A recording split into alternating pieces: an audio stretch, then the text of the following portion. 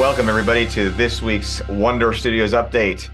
Today's really fun because we have with us one of our investors, Ryan Knight, who's coming to us from Texas, right, Ryan? Yep, outside of Houston, Texas.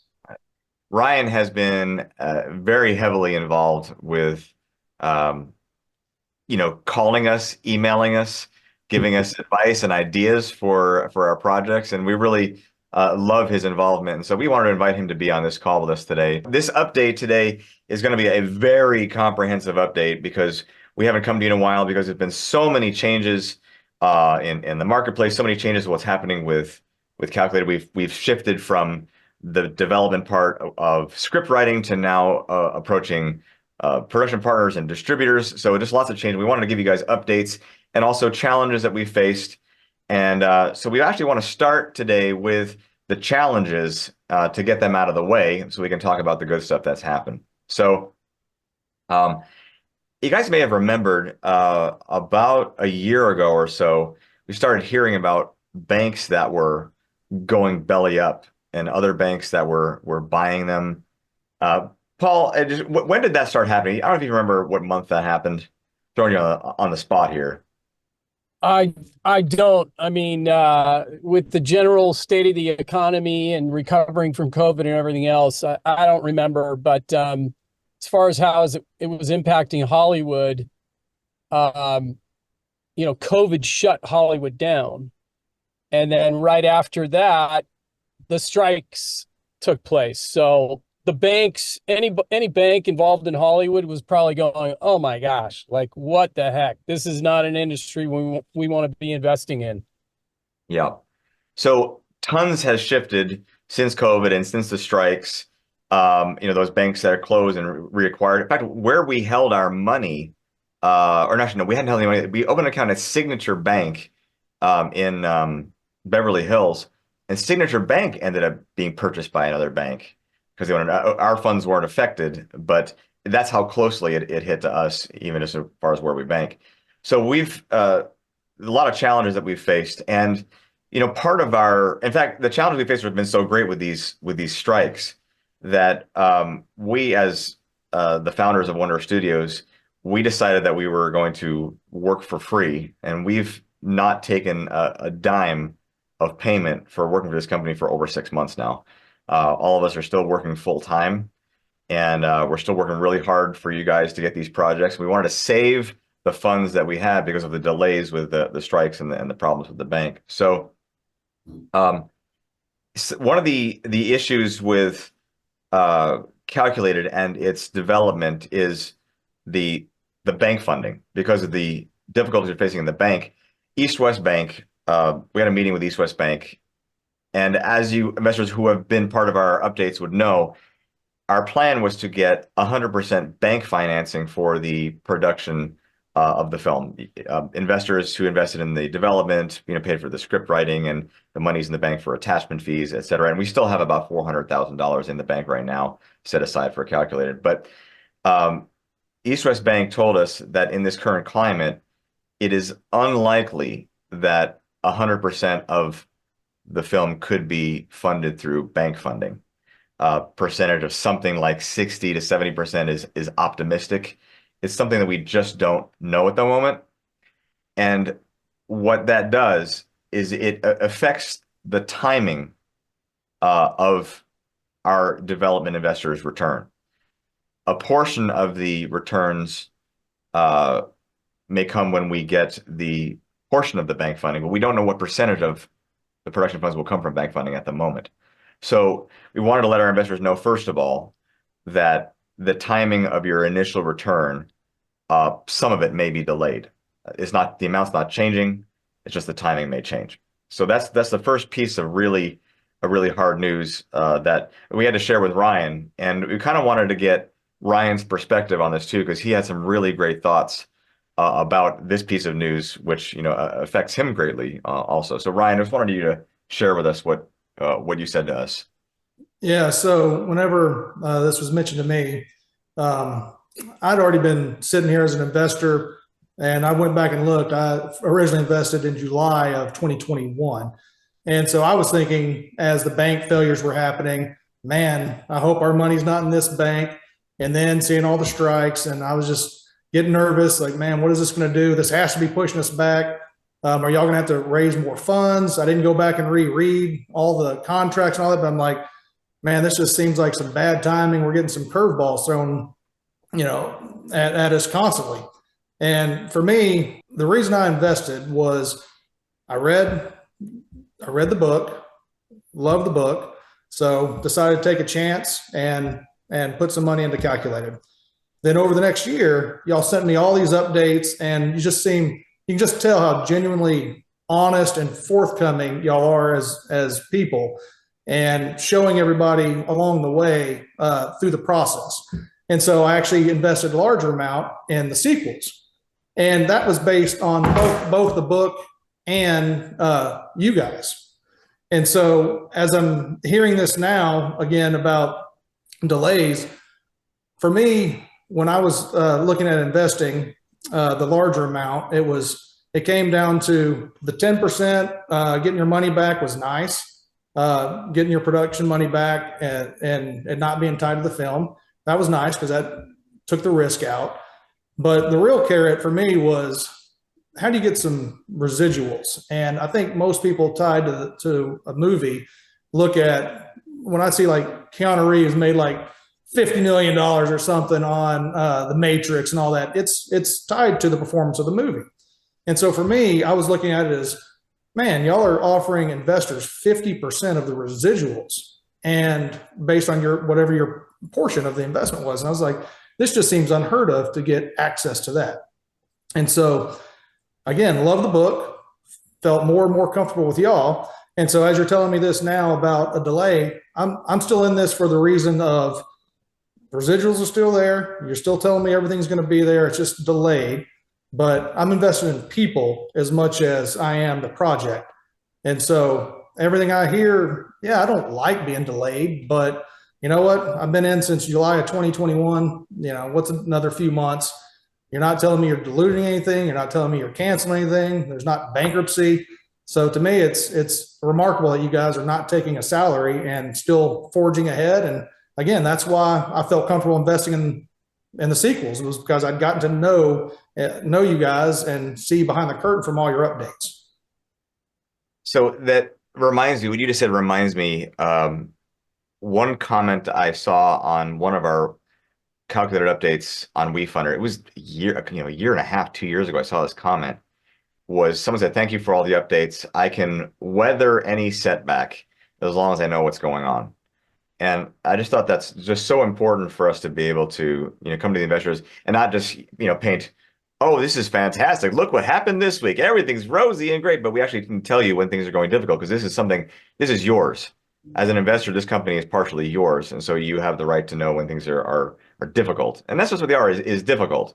I mean, nothing big is ever done without setbacks and difficulties. But there are a lot of amazing things that have happened and great progress we have made, which I think we want to get to that. But Paul, am I missing something as far as the tough news?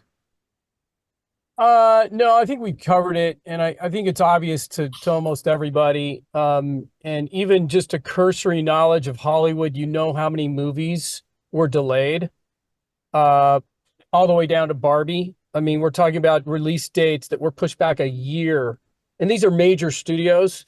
So almost anybody that's been an investor or a producer or any way connected to Hollywood has faced the realization of these delays from the strike, from COVID, from lots of factors. Even beyond the strike and COVID, there's been the struggle of movie theaters to keep up with streaming and to keep up with gaming and other forms of entertainment. So the whole industry has faced it. We've not been immune to it.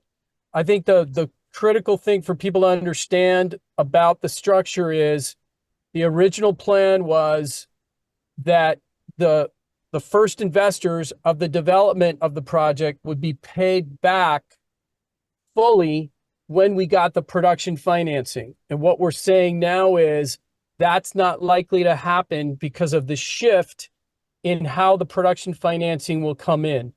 And so you're still going to own what you own. You're still going to have the right to be paid back plus your premium, but it's going to be a portion of that is going to come out of the movie's profits as opposed to out of the movie's production budget, because the Right. production budgets have been squeezed and every line item now has been squeezed.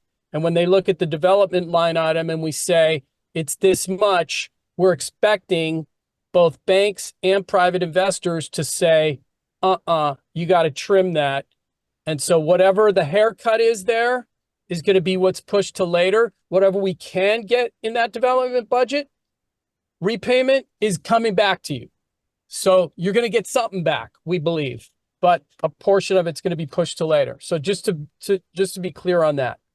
It's a shifting of timing. It'll be the plan is there is a portion of it upon production, and then the other portion that isn't coming from bank funding or it has to come from other sources will just come later. So And let me make one other positive comment about this shift in what we call the financing stack, how we're going to fund the film.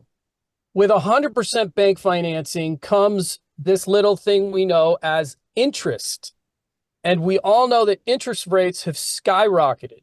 And so the cost of bank money has skyrocketed. So the fact that we're now not going to be depending totally on bank money and we're going to have other private equity joining the bank money benefits us on the front end because we're going to be paying less interest. The cost of money will be lower. So there's actually some benefits from this shift as well. right. So brings me to the good news, which some of you may be going, who is this guy talking? If you haven't followed all the updates. So this is Paul Lauer. Paul Lauer joined our team in the last year. He is someone with a tremendous amount of relationships in Hollywood and a tremendous amount of experience as well. He's worked on, wait a second, I don't have your bio in front of me. Is it 25 or 50 films, Paul?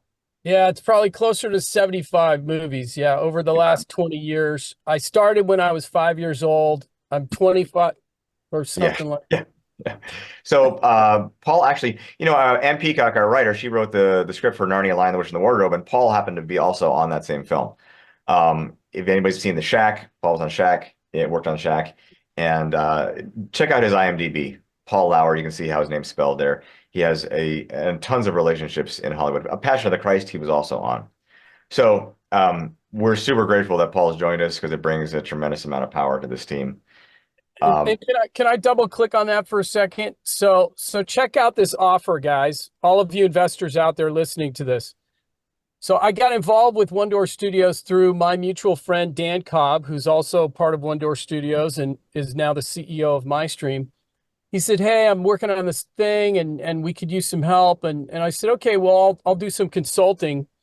And after a couple of months of consulting, the guys came to me and said, "Look, we've got a really good offer for you. We'd like you to be the CEO. Mhm. We'd like to pay you nothing. And when can you start?" And I said, "Yes. We're deferring our salaries. We're all hoping that someday we'll make some of our salaries back, but we're all working for free. And we're essentially co-investing with you now." Right. Like for the last 7 months, I've been putting my heart and soul into OneDoor Studios and MyStream for zero income because I'm betting on the same thing Ryan is betting on, the same thing that you all need to be betting on, which is the long-term assets that we have. And I believe in them enough to spend this time, to risk this time. So anyway, that's where I'm at. So on to the good news, where we are currently. And I was hoping before the call today that I would get word or whether I could share names. And I think the answer is still no, right, Jason? Yeah, maybe not yet, but Not yet. Okay. Well, as you guys know, we've done this a ton of times. We can't give people's names until there's contracts written because it's just the way it needs to work. But you could ruin relationships and make people feel super awkward if they're not prepared for you to mention their names on our call. So the good news is the calculated script is done. All this years of process with trying to find writers, months and months of trying to find her. That was done, and then we had Anne write, and then we had the strike, and then Nova polished the script and did just an amazing job of polishing the script. And then Paul and Nova worked again for another month doing an additional polish on the script. We went to TIFF and presented the pitch deck and the trailer, Rip-O-Matic trailer of the movie, which distributors from Germany loved, and we had such tremendous response from Sony as well. I mean, I can say they loved it. I'm not saying we have any contract; they loved it. So, um, and so we are now no longer in the script writing phase.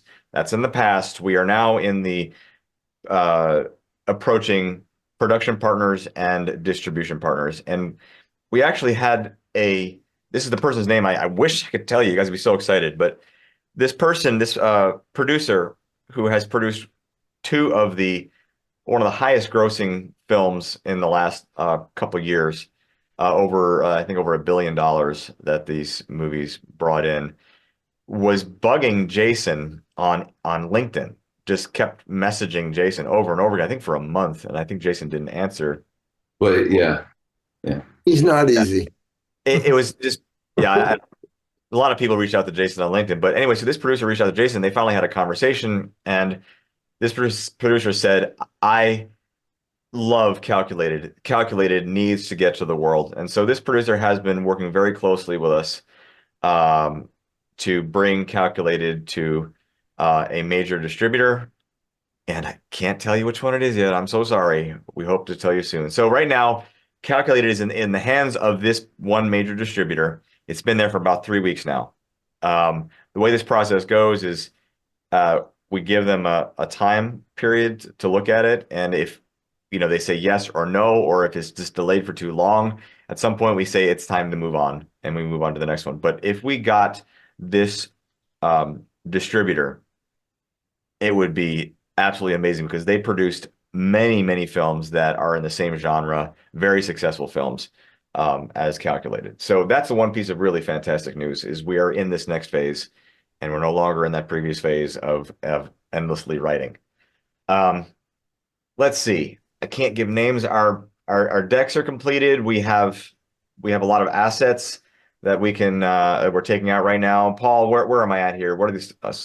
Yeah, well, just to reiterate what it takes to get to the stage that we're at. I know you guys have been at it for years. I'm the newcomer to the team, but as I walked in and I saw how far you guys had gotten, how cool the stuff looked, not only the underlying IP, the book itself is a great book, but what you had done with it, what Ann did with it, and then Nova did with it script-wise, and even the visuals that have been created around the film that hasn't even been shot yet. If you guys haven't seen some of these visuals, where can they see like part of our deck? Is it on our website right now?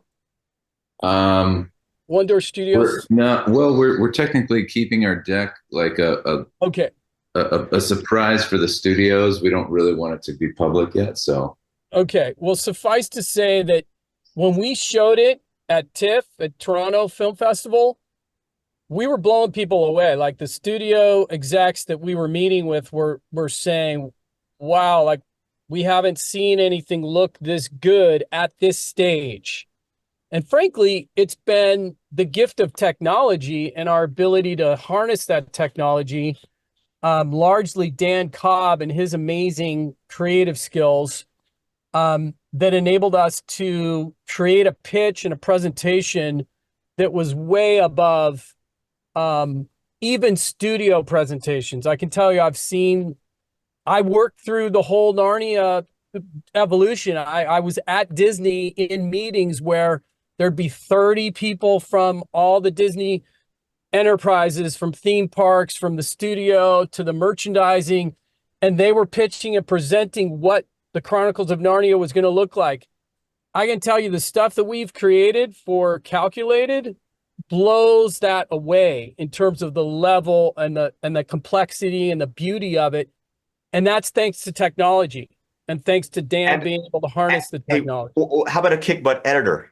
Oh yeah, that's right. Steven, well, on the Rippo, yeah, exactly. Steven put together an amazing Rip-O-Matic. We call it a Rip-O-Matic. It's basically a sizzle trailer to show what the film will look like before we've actually created the film.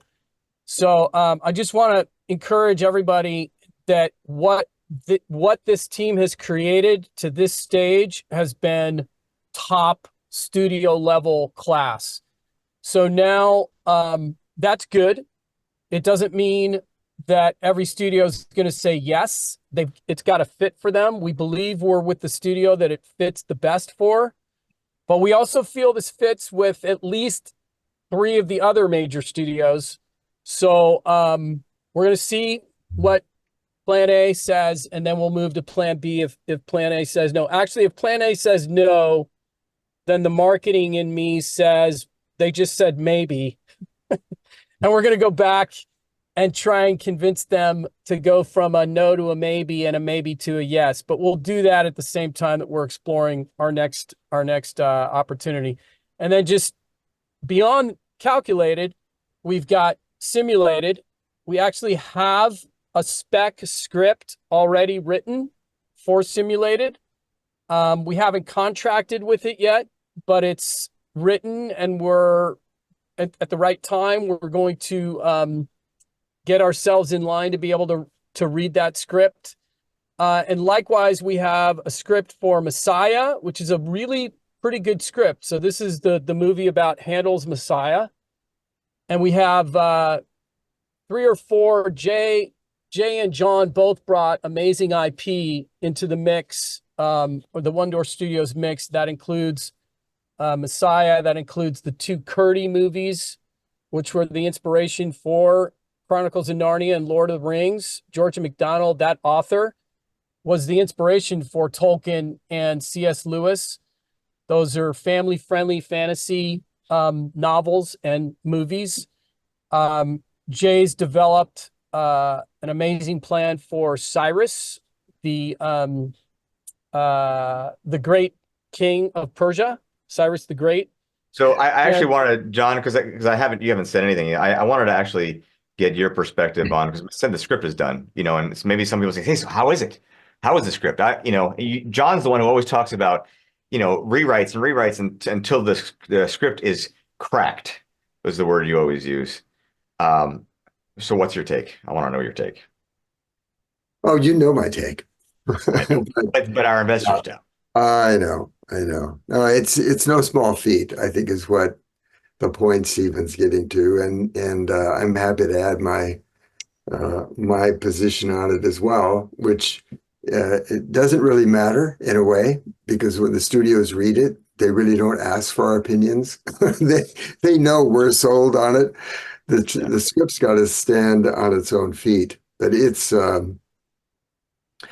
really remarkable. You can have a script that's strong, but most scripts, even at the studio level, go just a little too early. And it's good to have those finishing touches in it that just gives it that sheen, that extra sheen that makes it stand apart.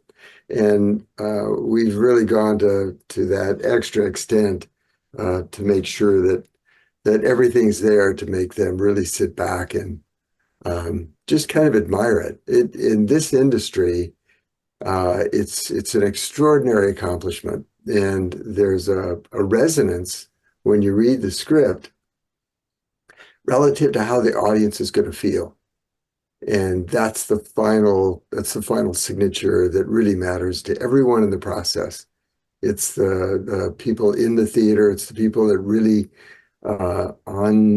characteristically sit through the titles, through the end credits, because they're just kind of savoring the experience that they just had, and even that talk a little bit to other people in the audience afterwards, just because they almost need a little confirmation of what they experienced while watching it, right? Yeah, exactly. Thanks, Stephen. It's that kind of thing, and it's a beautiful thing, but it happens all too rare.